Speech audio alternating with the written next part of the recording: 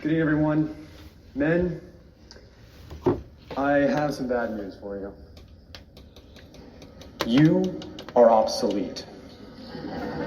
Your testosterone-fueled vim and vigor that has helped explore uncharted territories, construct towering skyscrapers, and build corporate empires is no longer needed in this post-industrial society that we live in. This is a woman's world, men. We're just living in it. At least that's the message we've been hearing a lot lately in the media.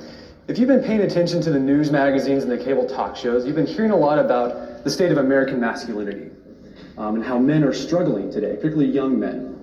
And inevitably, the authors of these magazine articles, or the people who are heading up these talk show segments, make the conclusion that we need to reinvent masculinity, that men are obsolete, that we don't need them anymore.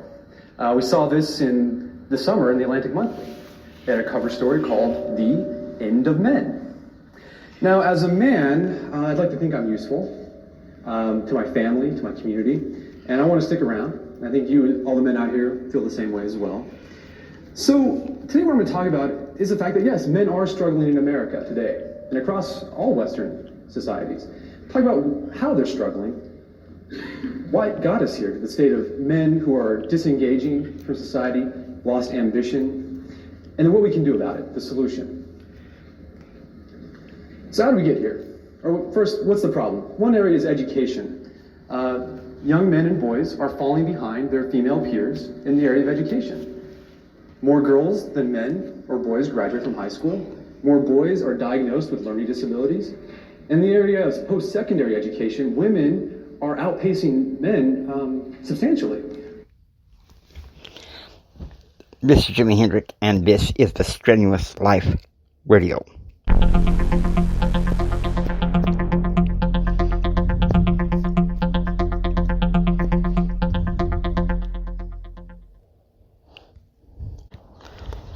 I'm walking into my writer's man cave. If I can get the door shut. Man, we have a problem in our modern society. I'll be honest with you. Our reactive culture from the news and entertainment media, are trying to tell men how to be men. Especially the labels. Now, I have an aide, and she probably thinks that I keep stuff like Harley Davidson, sports memorabilia, stuff like that in my man cave. No. This is a writer's man cave. In the words of all my friends from Toastmasters, a work shed, if you will, okay? This is my work shed. Okay?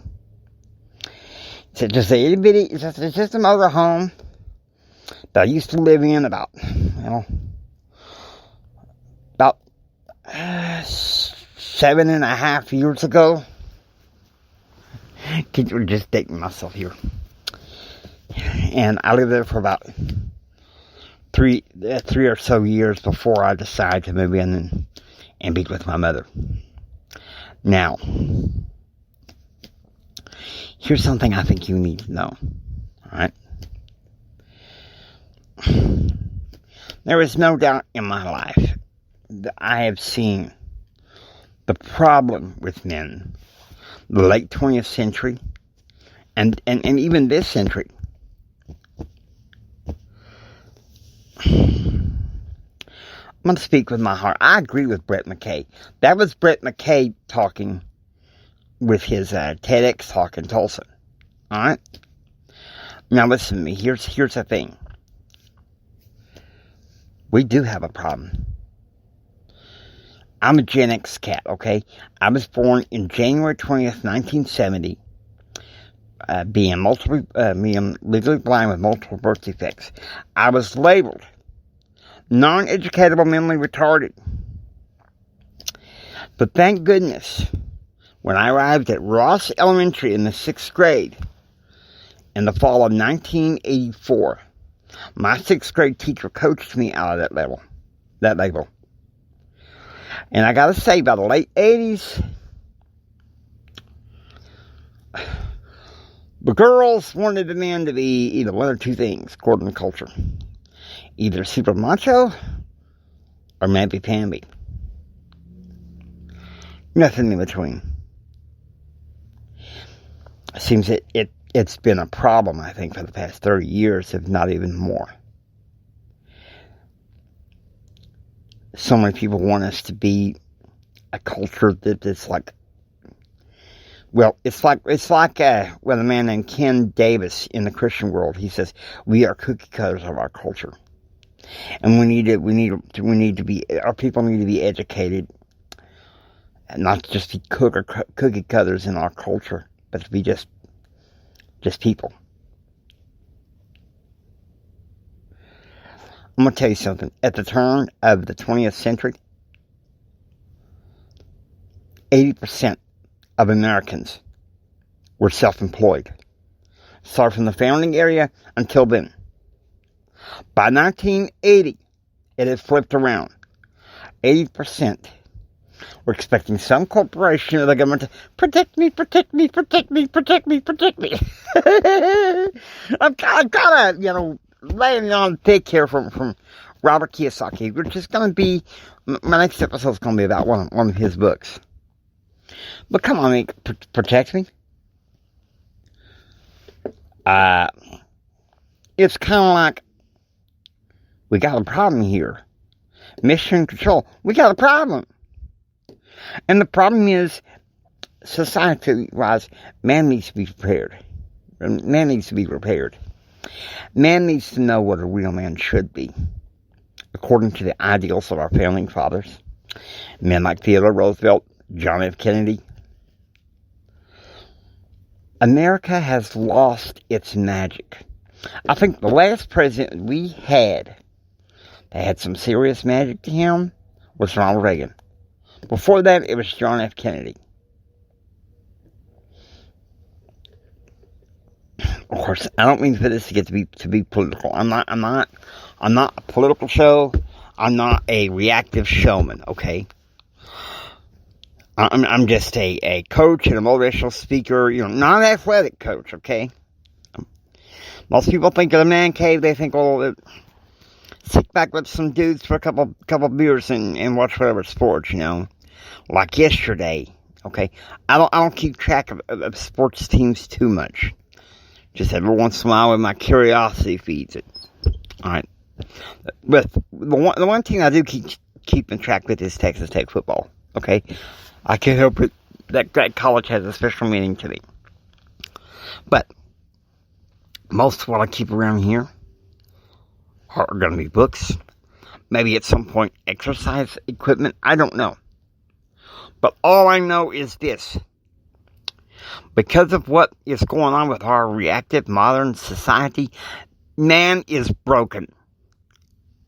Okay? Man is broken. I'm going to tell you something. In college, I was dying for a father figure, really, to help me. I wasn't getting along with my birth father. And my daddy, he was doing okay, but, he really couldn't see, the importance and value of a college education. And nowadays I kind of understand what he's talking about. And so I had to look for, at first I looked for a mentor in Jim Bob. And I realized Jim Bob wasn't, a friend of mine from the past. I realized Jim Bob wasn't going to help me. So I had a variety of mentors in college. My first one was a Professor Tom Barnett at Odessa College. Let me tell you something. That's the man that told me that I needed to try to major in broadcasting.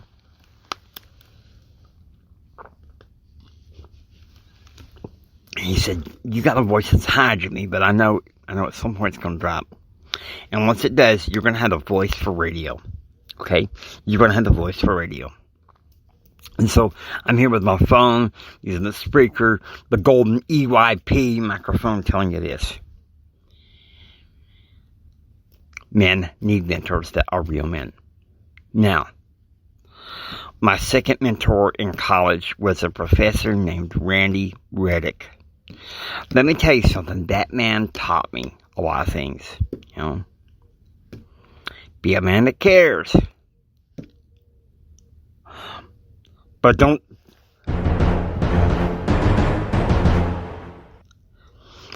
you get mamby-pamby on me either, you know what I mean? See, here's the thing. The reactive culture is like two extremes. There's a, oh, I'm a macho man. Honey, could you give me a remote?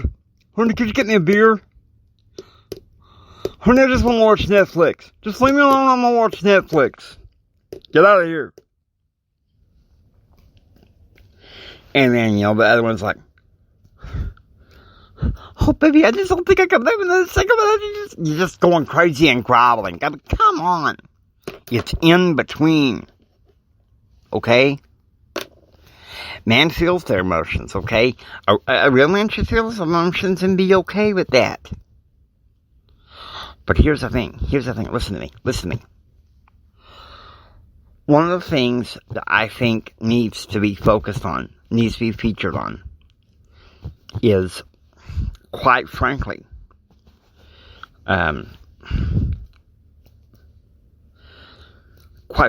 is men learn just how to be men. According to how the founding fathers, you know, like Theodore Roosevelt, we got plenty of men in history you can study and find out how to be a real man. Okay? But I've said what I've had to say. I hope that you enjoyed listening to the Strenuous Life Radio. If you like what you hear, please subscribe, become a part of the Strenuous Life Radio community. Leave comments on YouTube and Spreaker. This is Jimi Hendrix saying until next time, stay strong and live the strenuous life.